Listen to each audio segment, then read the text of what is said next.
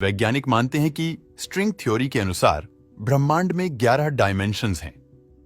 वैज्ञानिक ये भी मानते हैं कि ब्रह्मांड में हर जगह पर समय की रफ्तार अलग अलग है और ये सब खोजें वैज्ञानिक ने पिछले कुछ सौ सालों में ही की है।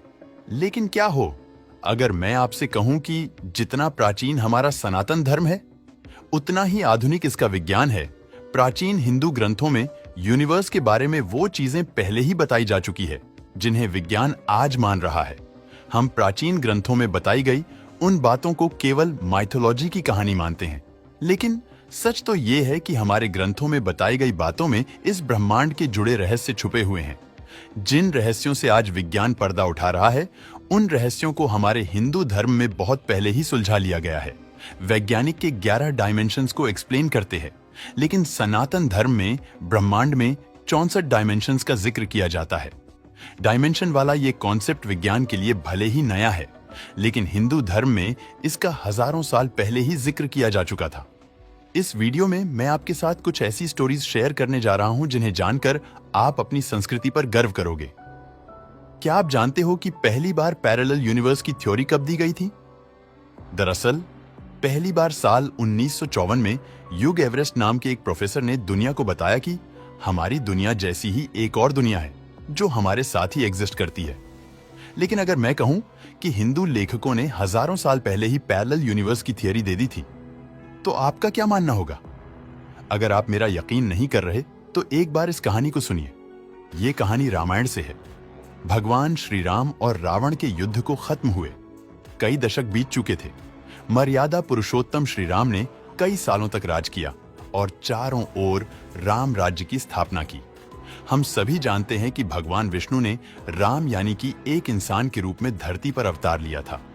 अब बिल्कुल एक आम इंसान की तरह उन्हें अपने जीवन को समाप्त कर बैकुंठ की ओर निकलना था। लेकिन वो यह बात जानते थे कि उनके सबसे बड़े भक्त हनुमान उन्हें धरती से जाने नहीं देंगे। श्री राम जी को बचाने के लिए वो खुद यमराज तक से लड़ सकते थे। हनुमान जी के लिए ये बात जानना बहुत जरूरी था कि वो इस ब्रह्मांड के एक छोटे से अंश के बराबर हैं और असल में दुनिया की चीजें कभी खत्म नहीं होती, बल्कि वो एक साइकिल में घूमती रहती हैं। इस महत्वपूर्ण बात को समझाने के लिए श्री राम जी ने एक बहुत ही चतुर लीला का प्लान बनाया। उन्होंने जमीन के अंदर एक छोटी सी दरार बनाई और उसके अंदर अपनी अंगूठी फेंक दी। इसके बाद उन्होंने हनुमान जी को बुलाया और उन्होंने हनुमान जी से अंगूठी को निकालने के लिए कहा।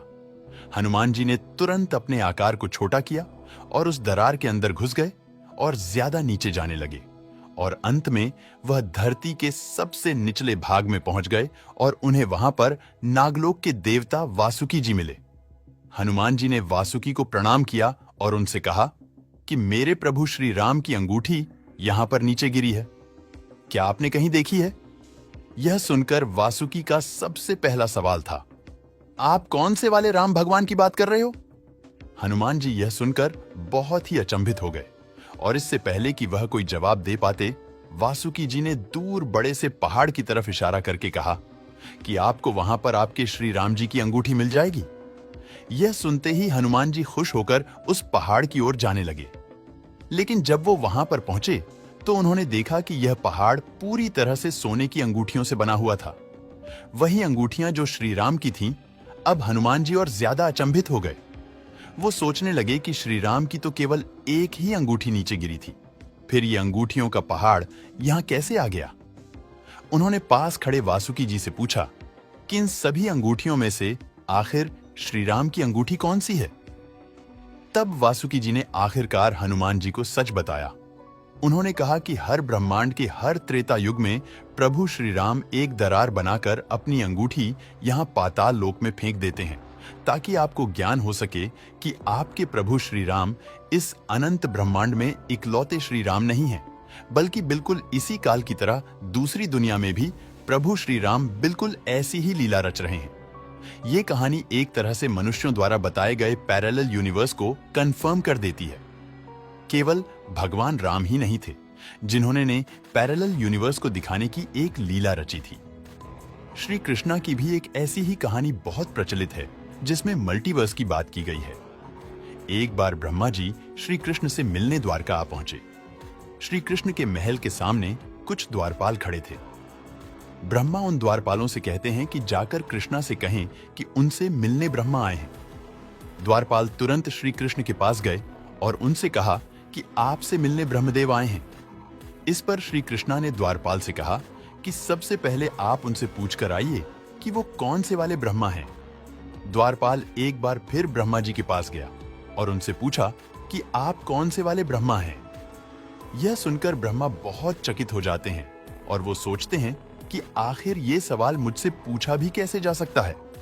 वो कहते हैं कि मैं 4 सिर वाला ब्रह्मा हूं जिसने पूरी दुनिया की रचना की है।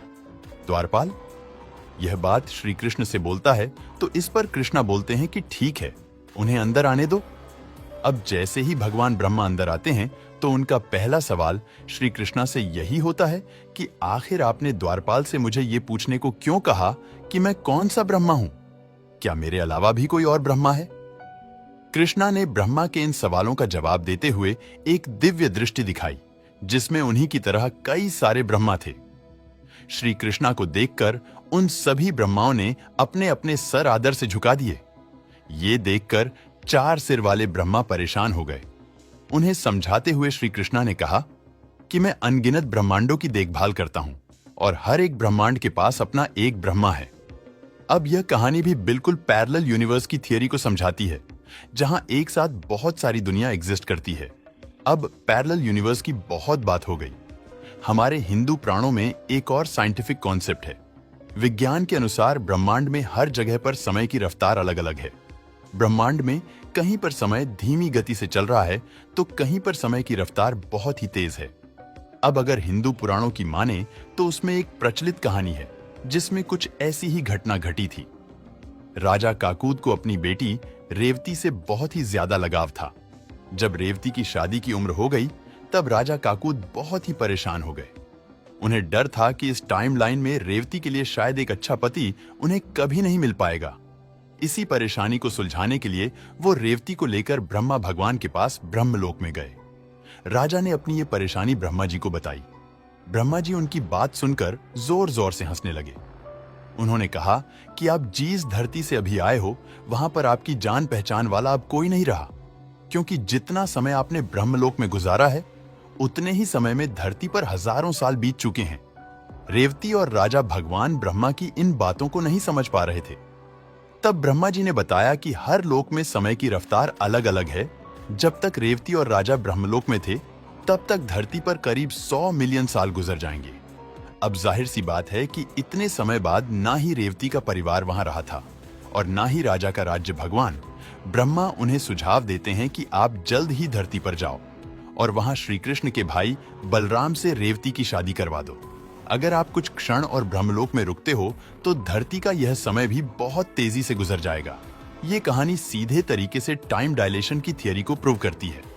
दोस्तों, इस वीडियो को बनाने का मकसद मेरा सिर्फ यही है कि आप ये जान पाओ कि हमारा हिंदू धर्म कितना प्राचीन और साइंटिफिक है। अगर आपको ये वीडियो अच्छा लगा हो तो इसे लाइक जरूर करें।